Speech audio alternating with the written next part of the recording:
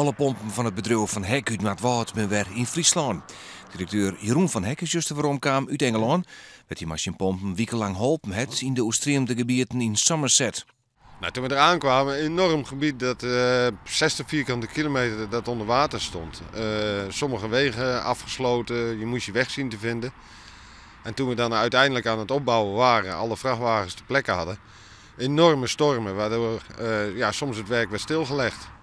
6 weken lang, dag en nacht, hebben de pompen van Hek draait. Die de grootste pompklus in de wereld in een oostreemd gebied.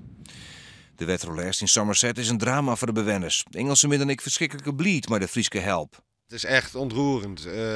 Moeders die met cake en sandwiches en gebakken Engelse pies treeën drinken aan de hekken stonden, want ze bleven netjes achter het hek staan, totdat er iemand tijd had om al het eten aan te pakken. Geweldig.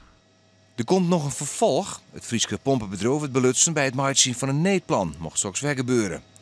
Voor het Frieske bedrijf is dit een bijzondere klus. Gewoon werken ze in de baggerindustrie en de offshore. Dus nou weer over tot de orde van de dag. De aannemerij gaat gewoon rustig door. Al is dat minder dan andere jaren.